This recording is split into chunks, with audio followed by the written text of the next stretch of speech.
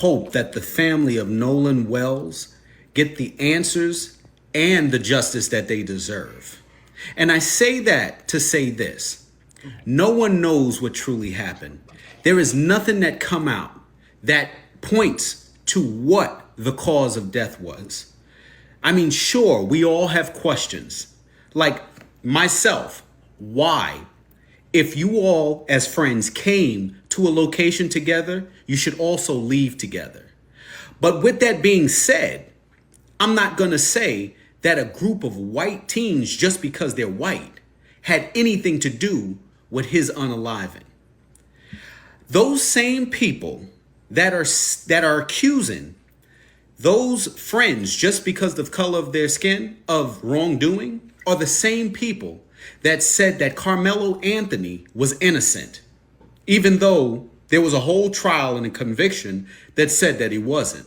Hey, hey, hey, Nolan Wells! Hey, hey, Nolan Wells! Hey, Nolan Wells! Hey, Nolan Wells! Yes, sir, know the truth. Yes, sir, know the truth. They can't lie to you. They can't lie to you. Hey, hey, Nolan Wells! Hey, hey, Nolan Wells! Hey, Nolan Wells! Hey, Nolan Wells! We're not bringing in race, but we're not discounting race either. He was one black with three young white men. Does not make sense. But then I'm telling you, don't rush to judgment saying it was not racism, because we don't know what it is. So to tell us don't rush to judgment saying it was racist, we do know what these parents are being told and what the parents have now shared with us. Jackson County, Mississippi Coroner's Office is awaiting autopsy and toxicology results. Are they saying anything? Are they declaring it a homicide, or they're declaring it accidental? As far as we know, his mother, Christine, and his father, Elmo, say they haven't gotten any answers. This is definition of a circus. I wouldn't want these gentlemen involved in any death. I don't care if I'm hanging around white guys, Asian guys. I don't want these dudes involved. It's nothing but a circus. Now I know it has nothing to do with race. I told you Al Sharpton and Ben Crumskull was. They're going to go around 50 states and nitpick cases that they can put a spin on and use to create more racial tension. They're race baiters. This is what they do. They're race hustlers. Autopsies done on black children in America with foul play is presumed to be involved is exactly how this country look at black Americans. Cannot believe all these white tea people keep telling us to stop making this about race. This happened in Mississippi. Do y'all not know what was in Mississippi to us? He ain't never been to Mississippi before. Exactly. In his life. Can't spell it. Y'all getting on my nerves. Your ignorance is so ignorant that it is ignorant. Spell ignorant. Mississippi. This is why it's about race. Mississippi. Mississippi. M-I, cricket letter, I. Mississippi. No, they had to make up a song. So yes, it's all about race. That's the only way he can spell that. That's the only way. With you, y'all want to come back and call me a racist for calling out your racism. Yeah, whatever. I actually give up. Y'all never cease to amaze me. Never. That's why the president makes money off y'all. He said that y'all were the dumbest demographic on the face of this planet. We're dumb. Dumbest. When did he say that? When did he say Let that? me write that down. I need to Launched a GoFundMe in loving memory of Nolan Xavier Wells. They're up to about $650,000 on this GoFundMe. There's a report that Byron Allen, black billionaire, media mogul, has donated $100,000 to the Nolan Wells GoFundMe. This thing, I think, will get to $1 million. They got a goal of 750, but they just keep raising the goal every time they reach it, and it gets higher. You know, it may have started out at like $50,000, but now they're all the way up to the goal is $750,000, and I would suspect by the end of the day they'll have a goal of $850,000 because they'll surpass the $700,000 mark or whatever It's troubling. Is what the only thing I can call this is troubling, that they're following in a pattern that we saw from Carmelo Anthony's family. My black child has died, and I'm owed reparations. I'm owed some sort of financial settlement because my black child died in proximity to a white person.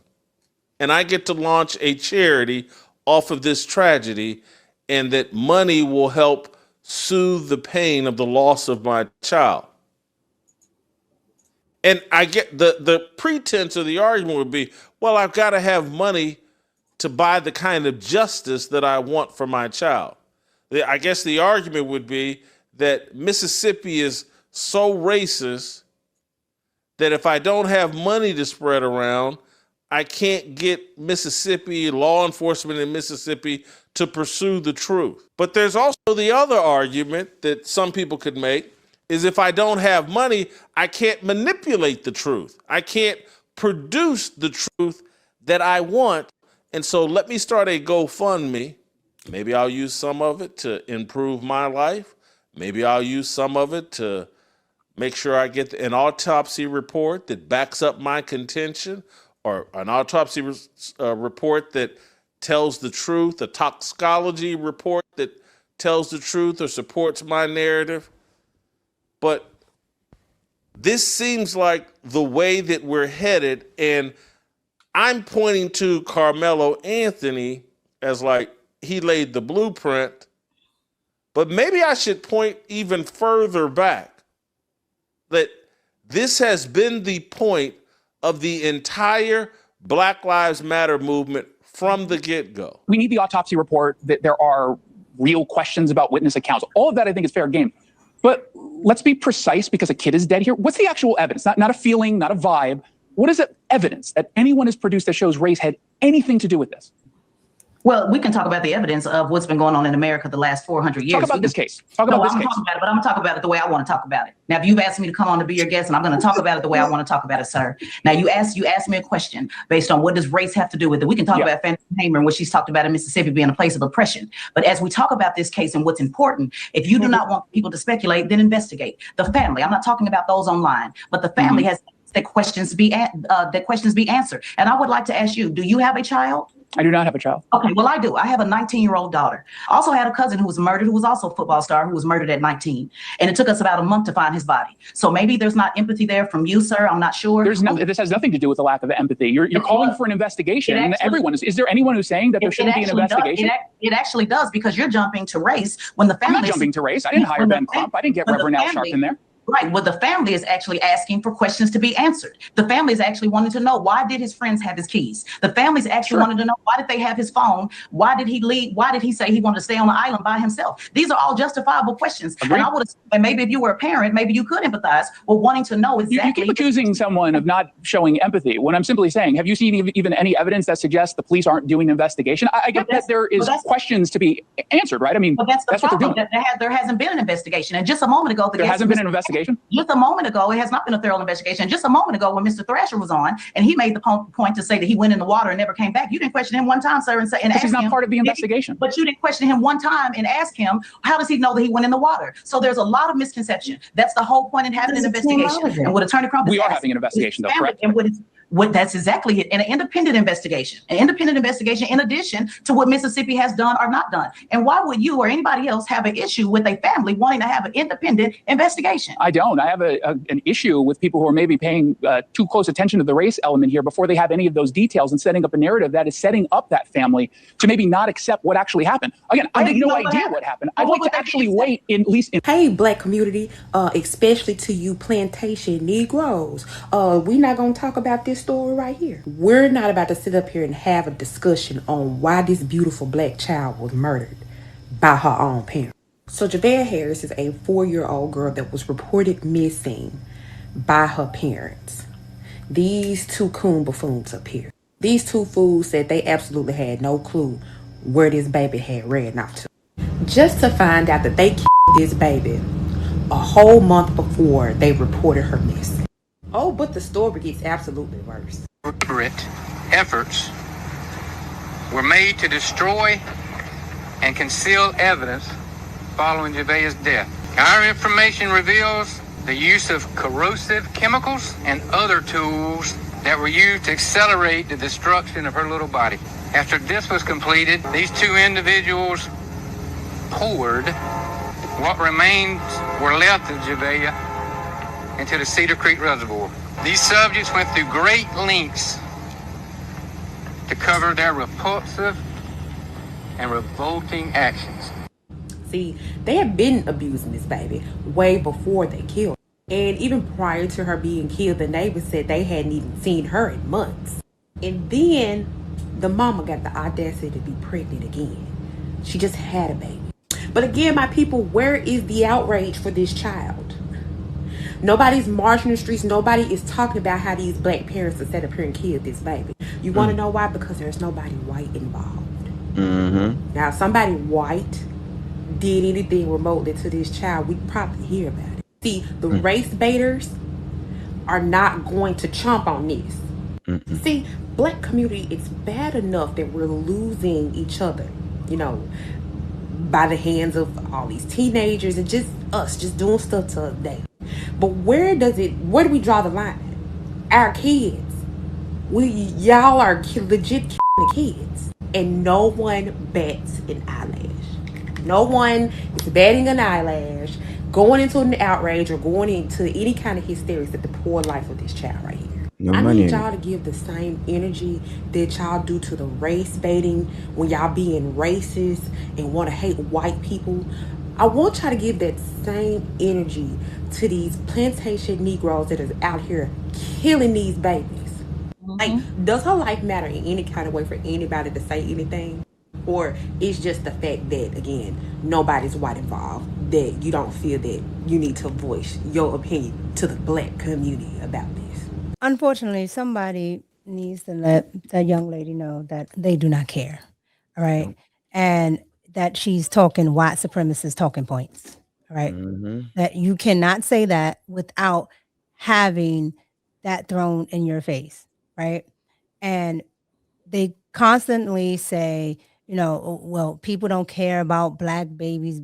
I'm starting to think black people don't care about black babies, especially black boys. But before I get to the black boy, that 4-year-old little girl, when I heard about that, I just to pour your child's content, like it was just horrific. And you know, in DC, you hear a lot of things, and a lot of the times they say, you know, well, that's not a black crime. That's not a black crime. I see a lot of black people nowadays doing crimes that they would classify as white crimes. You know, doing you know, whether it's incest or whether it's, you know, the Jeffrey Dahmer stuff, like all of that type of stuff. I'm seeing it from everybody. So, you know, but they're not going to talk about that because they don't want to you know, have that be the, you know, face of something that they're doing as well. Right. Is you need the victimhood, you need the victim mentality to actually survive, because outside of that, people will start to call you on your stuff and make you accountable like everybody else has to be in this country and in this world. But when we get to Nolan, I absolutely understand as a parent wanting to know everything, but hiring Ben Crump and hiring Al Sharpton only tells me that you have foregone all the facts. You don't care about the facts because it's going to be now a case inundated with all feelings, because Ben Crump got his bald head up there and decided to talk about well, this is what he said. He said, "Give me my freaking phone." Sir, how did you hear that? At 195, you heard that he said, "Give me my freaking phone." You were able to point that out. How did you hear that?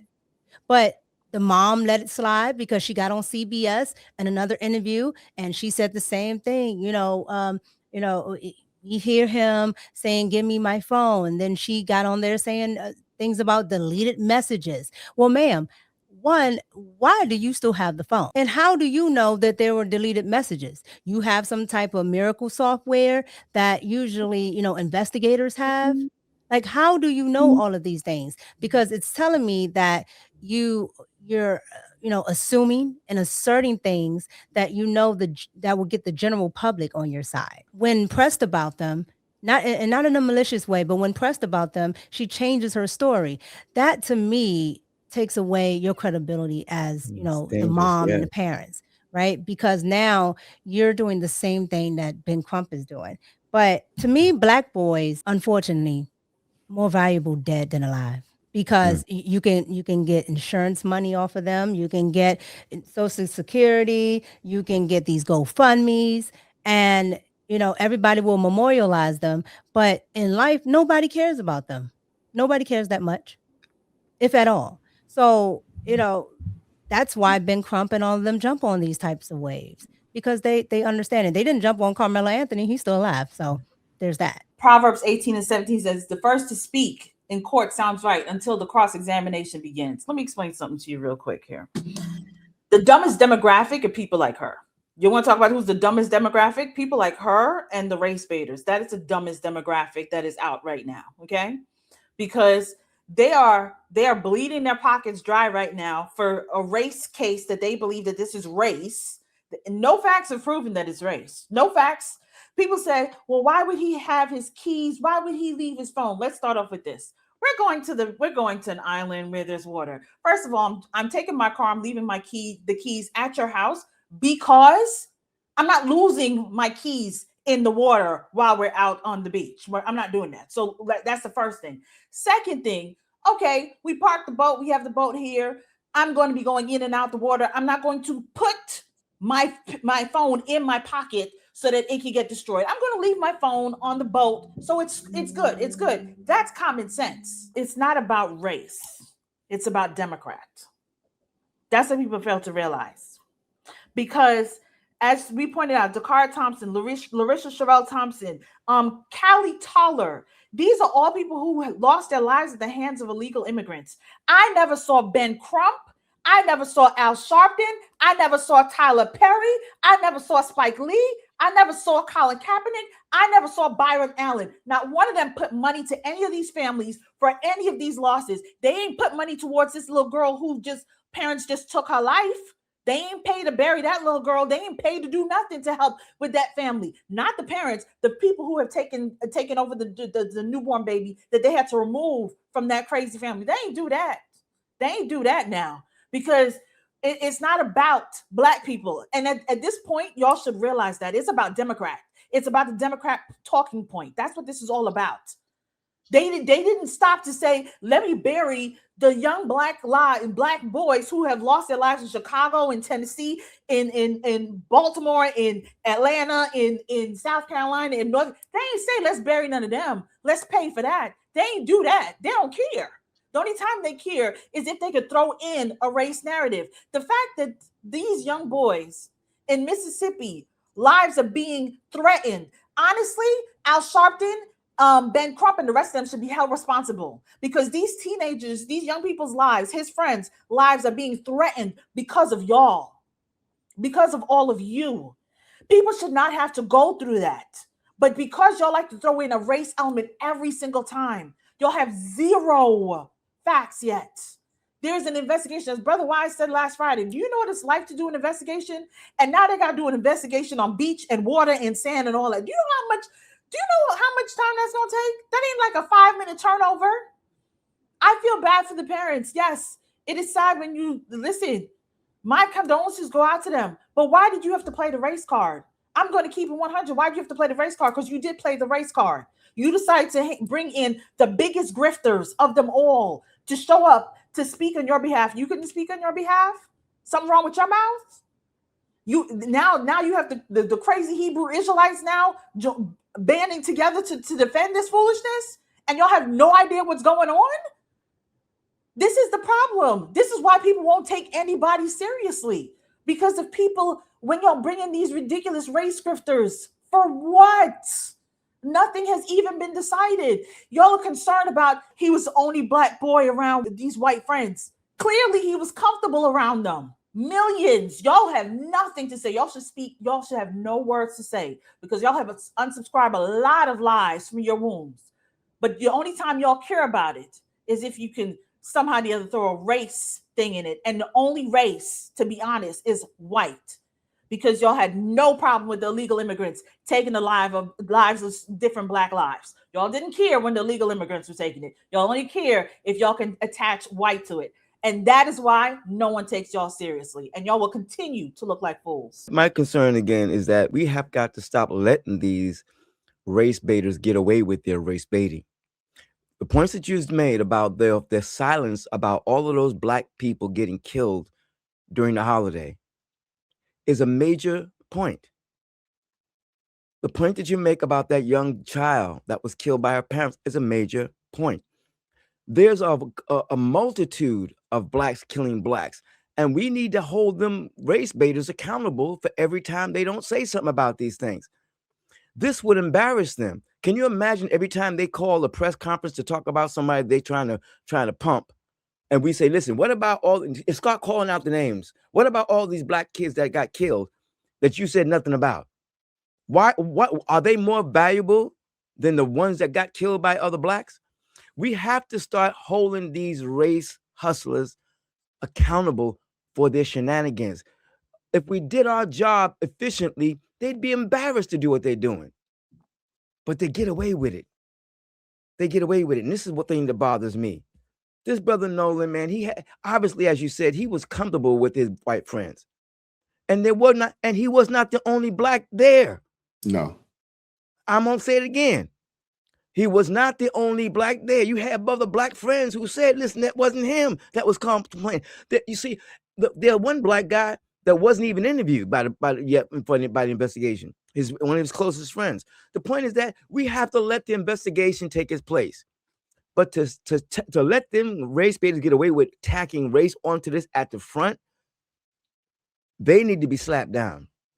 And I think it's unfortunate because this is gonna always happen. We have so much data to prove that they are race baiters because all of the Black people that got killed that they said nothing about, if we just kept that before them, it would embarrass them. We don't do an efficient job. I just don't think a sufficient job has been done to keep that before their face. Every time they open their mouth, call the names out that they didn't jump up for. Make them embarrassed. Shame these hustlers every time they open their mouth. What they didn't protest about. I don't think people really understand an investigation. If the police thought this was actually a homicide, his family wouldn't have that cell phone. They would be doing forensics on the cell phone. They would be, doing a forensic check on the cell phone. If they actually thought it was something other than, maybe an accidental drowning or something along those lines, his family wouldn't have that phone. And I think they have more of an understanding as to what went on than they're letting on, to be honest with you. And the fact that his father has come out and said, hey, he doesn't think this is about race. These are kids that have been rocking with each other for a very long time. Thank you. The moms know each other. The moms, yes. They go back to high school. The moms do, or maybe middle school, as far as I know. They've been friends for a long time. So these kids have obviously known each other for a very long time. When you look at this, the mom is not a Black woman. No, she's Filipino. Filipino. Mm-hmm. I'm looking at it like they're used to being in a mixed community. Mm-hmm. Yes. So what is the problem now? Even if one of those white kids were involved with some kind of interference activity, it wouldn't make it a race thing. Because they, like I said, see, the point is that we gotta stop letting them get away with this kind of stuff, because this is serious mess that's corrupting people's mind, and other Black people are reacting to it with hostility. Yes. Because of stupidness. I guess I'll start with the whole idea of them hiring Ben Crump, right? So some people use Ben Crump as an attorney because he's not a criminal attorney. He's a civil rights and personal injury attorney. Mm-hmm. Which at that case, I'm like, okay, cool. If y'all think he's the best option, cool. Me personally, I'll be looking at criminal charges. I wouldn't be looking at, civil rights and personal injury issues, whatever the case, if that's what you think, if that's what y'all think is right. But Taslim Figueroa, I've seen her on far too many interviews, and it's every single time, loud and wrong. Yeah. Mm-hmm. Wrong. Loud and wrong every time. And rude. In this case, with this video, disrespectful. Yes. It's like, you ask me a question, but I'm going to answer it how I want to answer it. That's how do you even have conversation like that? Even with the Carmelo Anthony case, from the beginning, I was saying these are two 17-year-old boys. Look at it as two 17-year-old boys. Just look at it that way, because there's far too many people trying to make this into a race thing, which is always distracting, which causes a whole lot of misinformation and a whole lot of wrongful, unnecessary conversation. People like Tez and Figueroa, I promise you, are the perfect example as to what I just made up, professional N-words.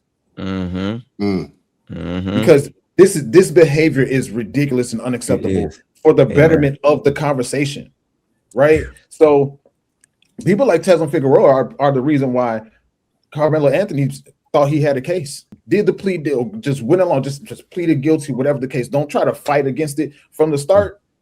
You probably wouldn't have been in there for 35 years. That's right. Well, I think you got to look at the anatomy of the grift, because the grift has two parts. The first part of the anatomy of the grift is the money. It's those people who can see that if we can, it doesn't have to be real. We saw Al Sharpton came to national attention on a race hoax called Tawana Brawley. That's right. All right. So Never it has doesn't apologized. have to be real. But if they can create the perception long enough that they can put pressure on these municipalities, oftentimes Crump and those folk get their money before any trial ever comes through or any investigation is ever done. They get the city to settle. They don't care what happens. Often that's the most, the ideal situation for him is he's going to go in and go, you need to settle with us now, because we got a bunch of people standing outside ready to burn this city down. And if they don't, if we can't walk out there and tell them something, good luck to all of y'all. Make sure nobody all vacations are canceled. That's that Jesse Jackson civil rights playbook. Yes, it's the same. So that's the first part. The second part is this, and this is the sad part. It is a manipulation of the inferiority of who I believe of liberal Black people. I think this is what this does. They are so desirous to have a reason to justify their failures.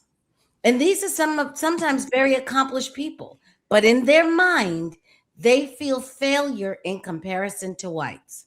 And they need a reason to satisfy that. So they roam the earth, like God talk about demons, roam the earth looking for places and spaces where they can say, see, and that's why we're not doing well. See, that's why we're not doing well, which is why there's always a rush to racial judgment. Because if it is, this is why you will always have the Jesse Smolletts. This is why nobody is ever telling Al Sharpton. In fact, he failed up. They rewarded Al Sharpton for his race grift. Every This is time. why there'll be more of those people who will try to, what's his name? LeBron James hung nooses and wrote racial epithets on his garage, but somehow painted over by the time the police got there. It's always some reason to say, see how attacked I'm being, see how they don't like me. And it's a projection. It is not that you don't, it's that they don't like you. And some of them may not, but it's that you don't like yourself. And what you think about yourself is what you are projecting often onto these other people. The reason you want so badly for one of these white friends to have done something sinister to Nolan is to hide the unalivings that you are doing every summer weekend to each other, and you're ashamed and embarrassed, and you want this national spotlight on this so that the light is taken off you. This is the type of projection and inferiority we are dealing with. And the people like the Als and the Ben Crump know this. And that's why they create these movie theater events for these people so that they can have a moment of relief, where they can have some relief from their self-hate and say, see, no, that's them who hate me, not me who hates myself. And they create that. And who benefits from this is, and we see this, if they can gin this up once again right before the midterms, I'm telling you, they need an event. Go back, what was it, 2018, to when the Democrats were reduced. They didn't have any event. They had to send bombs that would not detonate to them. Yes. So we don't know if they can't get this going. I don't know what they'll do. They'll be parachuting. I don't know what they're gonna do. It's not gonna work. Every midterm, they have to have an event. So They're gonna milk it. I want to hear from you guys. What are your thoughts on any of this? Hit the like button, share the video, subscribe to the channel, turn the notifications on to all so you never miss an upload. Consider joining the ARP family or buy your brother a coffee. That link's in the description box below. And as always, keep God first. Stay prayed up. We'll catch up with you guys next time. Peace. It is God who arms me with strength. Yeah, I'm battle ready. He trains my hands for battle. My heart stays steady. But thanks be to God, He gives us the victory. Through my Lord Jesus Christ, it can't live in me. I was down to the dirt, red clay on my shoes, old pain in my shirt, oh so bruised. Then the Lord hit my chest, kicked air from my breath, put power in my step.